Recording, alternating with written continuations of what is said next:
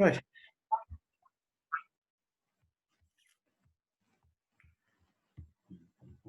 Let me just log out of Facebook or ping, ping, ping, ping. Okay. Lagyu, Vakya, Vritti, verse 16. This is the third last verse.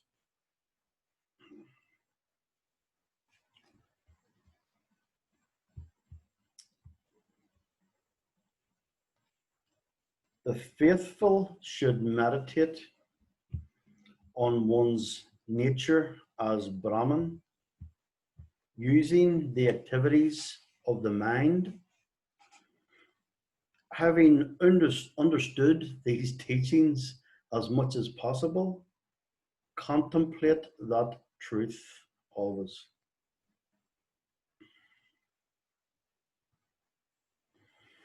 So we begin this verse, or Adi Shankaracharya begins this verse by speaking about the one who is seeking this knowledge, which of course is you, is I. But what kind of knowledge is being spoke about? And of course, it's one's own nature as Brahman.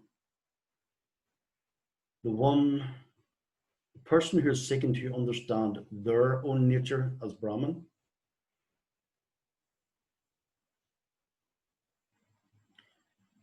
How to go about that? There are a few steps to this. The first is we have to create moments of silence, because in those moments of silence, there is an opportunity for self-discovery. And Swami Tapananda uses a brilliant metaphor in that it's a bit like science. In science, you perform experiments,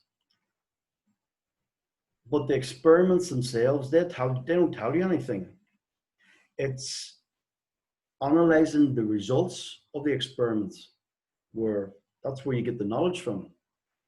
The experiment gives you data, and it doesn't give you knowledge, because the data has to be interpreted, okay?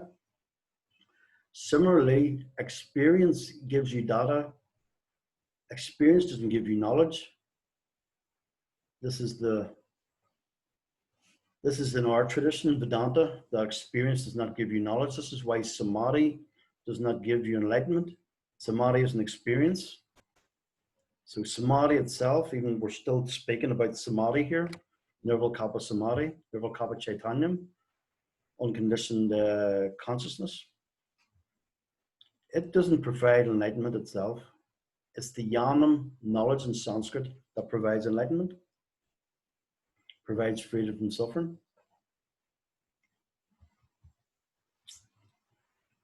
So we begin by creating moments of silence in order to get the data, depending on what part of the world you're from. So after doing this meditation, after creating moments of silence and finding the gap, we get the data, and then we come to the next step, which is analyzing the data. This means understanding your experience, my experience. And this is done by thinking, reflecting, and understanding. We understand by means of the buddhi, the intellect in Sanskrit. You use your intellect to reflect on your nature of experience in your moment of silence. And this is going to be explained a bit more what's meant here. This is a very, very clear teaching. Sometimes in Vedanta, it can appear mystic, esoteric, and that's because it's not properly being taught. When Vedanta is properly taught, it won't seem mysterious. It'll seem like common sense. Okay. So we have meditation, there is meditation, and there are moments of silence. But the moments of silence themselves are just raw experience.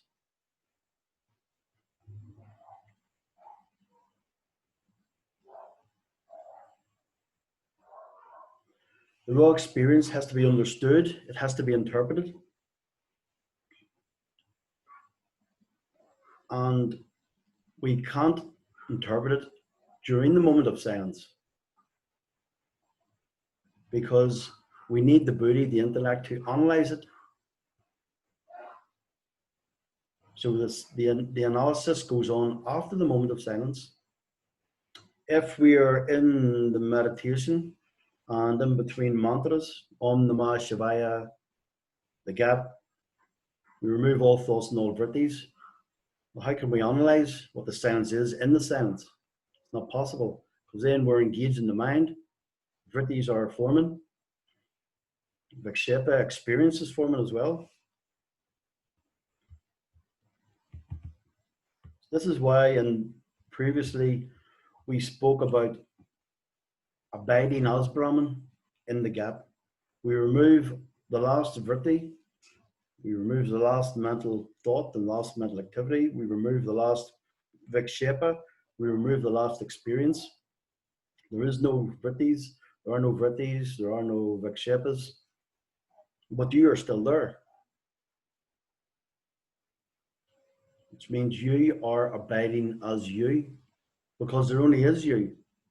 Okay. Like we spoke about before, we can't explain what this is by talking about it. The meditation is something that has to be applied itself. Nirvikalpa Samadhi, you can't get the jnana from experience without the experience. Okay, yeah. So Nirvikalpa Samadhi is important to be able to get the jnana from this experience. Okay. So nothing a teacher can say will experientially validate this. Okay. So we have meditation and we have moments of silence. They're just raw experience. The moments of silence is just raw experience that has to be interpreted. It can't take place during the moment of silence. It's not meant to. So the analysis happens after that moment of silence. So Swami Tapananda introduces a little sort of meditation. He says, like, let's say we're chanting a mantra, Om Namah Shivaya. So it's Om Namah Shivaya. It's the silence, the gap. The Om Namah Shivaya. Om Namah Shivaya. So we focus on the mantra, which is a vritti, which is a vikshepa, an experience. Then that's removed. We do this for a length of time and train the mind to get into the groove of this one vritti, this one vikshepa, Om Namah Shivaya. Quietens the mind, makes the mind very focused. Then we become more aware of the gap.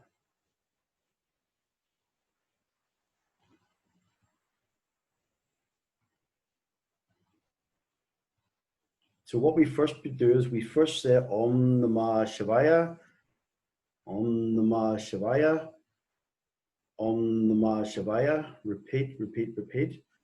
And when we feel that we can notice the gap enough, then we're ready for this experiment, which is to maintain the gap with no thoughts for some moments.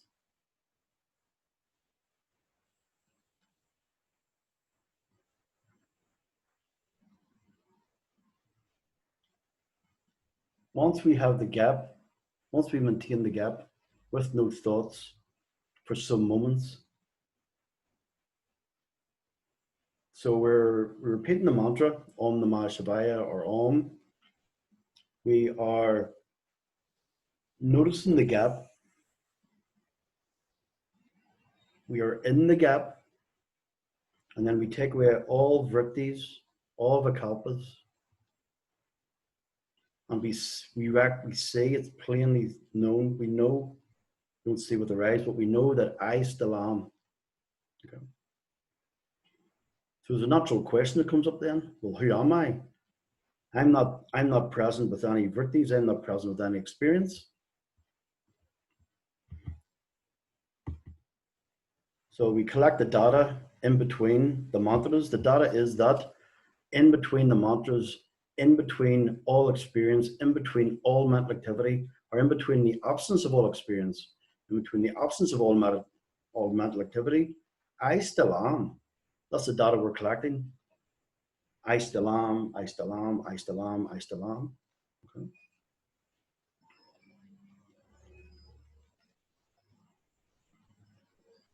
So we collect the data and then we analyze the data.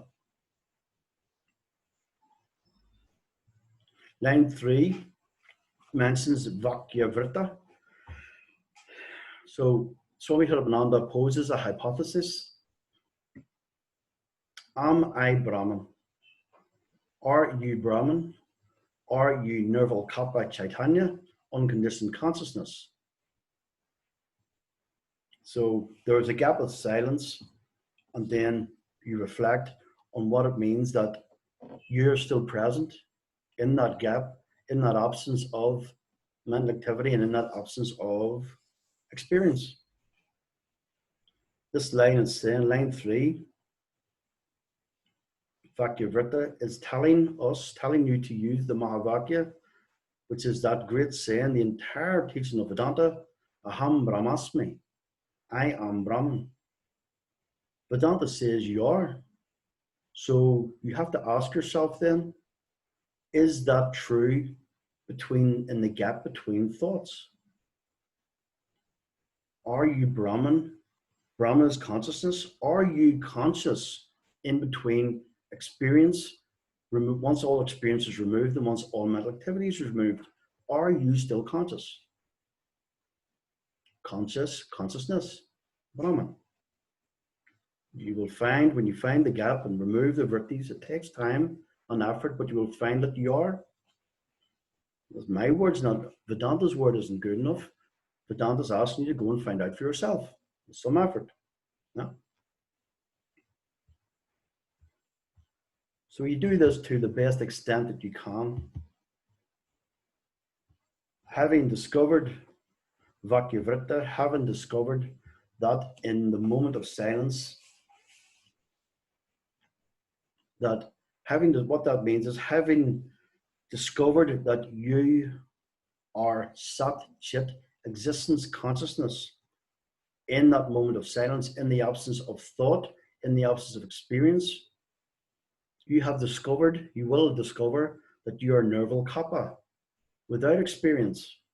Because you exist without experience in that moment, you're without thought, because you exist still without thought. Thoughts do not define you. Experience does not define you. The implications for that is immense in Vedanta. If thoughts do not define you, if experience does not define you, it sure as heck doesn't limit you. How can it? You exist apart from them. You're not bound, you're not reliant on that, on experience. You're not reliant on mental activities. So you're not limited.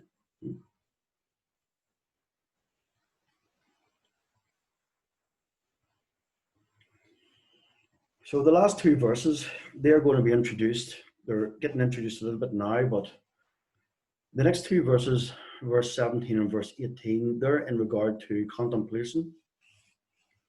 The last line in verse 16 says that this should be contemplated. And the rhetorical point is, what should be complicated or contemplated? And what is to be contemplated is whatever you have discovered or discover in the contemplation of the data from the gap in the meditation. Okay. You don't do the contemplation in the meditation. Question can be posed if all vrittis are took away and you're still there, just pose that question, bring that vritti in, just pose that question. Who am I? Am I Brahman? Just pose that question, let that sit and take it all out again. Okay. And then take it all out again and see that you're still there. Okay. And then look at the data, analyze the data after the meditation. Okay.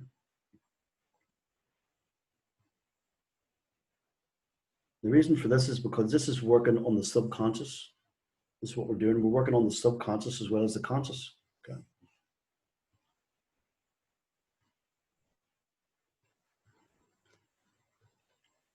Contemplation is different from discovery. Discovery is in regard to these teachings in relation to your experience, and it's Shravana, which Swami Havananda looks at properly in the next class. Shravana is not only listening, it's using the teachings and applying them to your experience. This is why it's none of the reader way to enlightenment. Shravana is only very loosely spoke about as listening. The Vedantic teachings must be applied. All of them must be applied for the full fruits. And applying them, listening to the proper teachings and applying them to your experience leads to discovery. There's also Nididhyasana, the final stage of sadhana, before your identity is resolved, moksha enlightenment. So once we make the discovery, the next step is contemplation. So go into the meditation even more, even further. Give the meditation even more effort than you have already. Look, find that gap. Just train the mind, use repetitive mantras, Om Namah Shivaya, or whatever. Train the mind, find that gap, take everything out, just ignore everything. You don't have to completely eradicate them, just restrain them. This can be a skill that's learned. Just restrain the thoughts. So I just restrain them. So if I looked hard enough, they would still be there, but they're just out there. They're out of plain sight, the thoughts. Okay, just keep the thoughts out of plain sight. That's all needs to be done. Okay. And you will discover that you are not bound or defined by those thoughts. You're not bound or defined by experience. And that's just, and then you ask yourself, you ask the questions asked, well, who am I then? If I am not bound by thoughts, if I am not bound by thoughts and experience, if I am not limited by thoughts and experience, well, I'm not who I thought I was then. Yeah. Up until now, we have thought that we're limited and bound and impacted by thoughts and experience. It's not right. Every person, isn't it, in life? This is what samsara is. That experience impacts me, that thoughts impact me. But now we're showing that we're not impacted by it. So we're discovering who we are. That's not enough. We have to contemplate it. And what we're doing is we're bringing this discovery and experience, we're gleaning, extricating the jnanam from this experience. And when we extricate when we take out the jnanam, the knowledge from this experience, this nirvikalpa chaitanyam, this absence of limited thoughts and limited experience, while I still am, while you still are, then our next natural instinct and inquiry will be to see these truths, and how they arrest, invalidate, resolve all other conditioning we have. You know? This is the way to enlightenment. This is the way to moksha. Seeing that I am not impacted by limitation. If I'm not impacted by limitation, then I'm not impacted by it. Which means, ultimately, sadness is okay, happiness is okay, either of them okay, both of them okay. Fear is okay. It's how you can be fearless in the face of fear. It's how the enlightened person is okay about the body having fear, or the mind being sad. That's where the constant contentment comes in. Because you know that you're not limited by these things. These things are not separate nor different from you, but they don't change you. The waves never change the water. Okay, guys, any questions?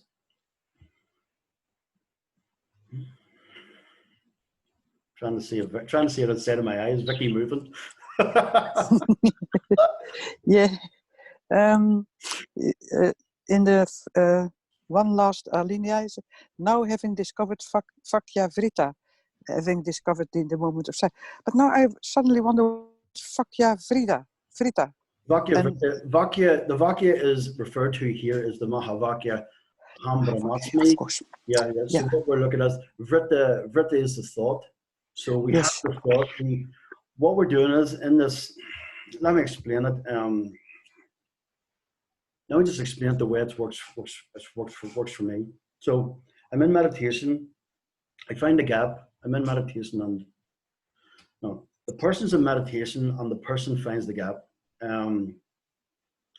They take away or restrain all thoughts, all vrittis.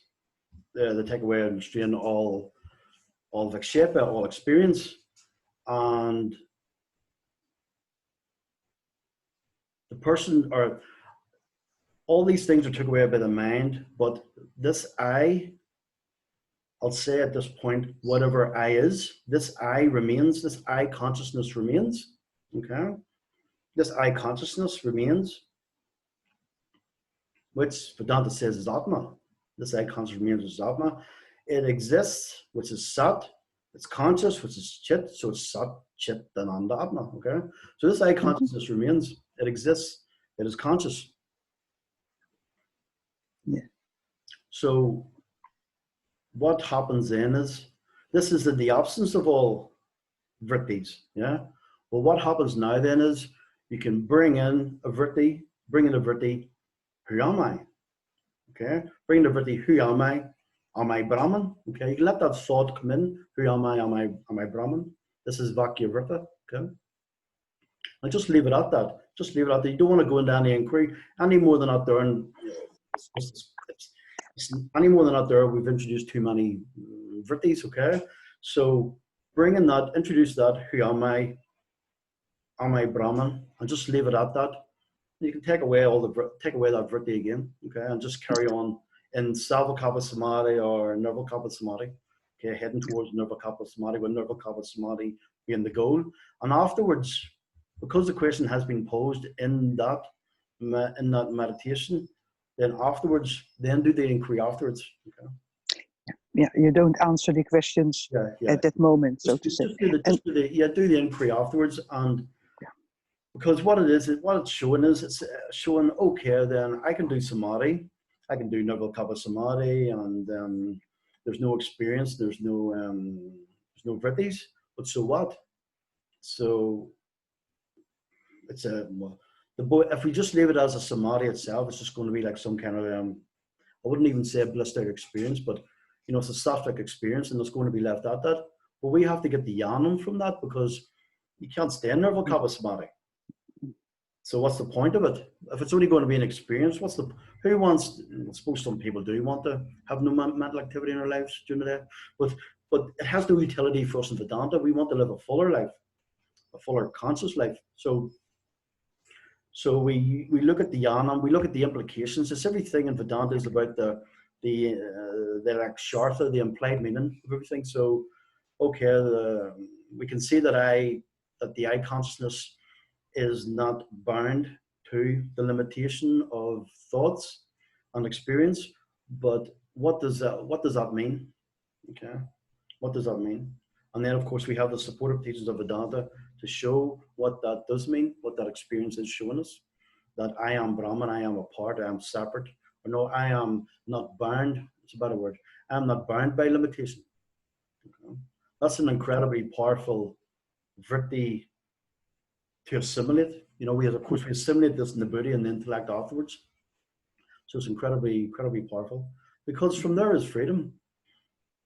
If we have the yanam, the knowledge, the teachings already in place, the Vedanta Pramana in place to tell us that we are not limited, and we have experience that validates that, then hey, that can't be it. Can't be it. Thank you. Yeah. And Lagyu, what means Lagyu? Oh God, Lagyu Vakya. Lagyu is short. Lagyu Vakya. Short. Lagyu is a short version. So it is. Yeah. There is a Lagyu Vakya is a short 18-verse version of But I'm asked me. And Adi Shankar Choi wrote another one, 50 verses long. Thank you so much. Very clear. Okay, no problem. Any other questions, guys? Good. We're good, guys. Should be a class tomorrow then. I think. Don't see why not. If you're free, yeah. Okay. Catch us tomorrow then. Bye. Namaste. Namaste now. Bye. Bye. Bye. Bye. Bye. Bye. Bye. Bye.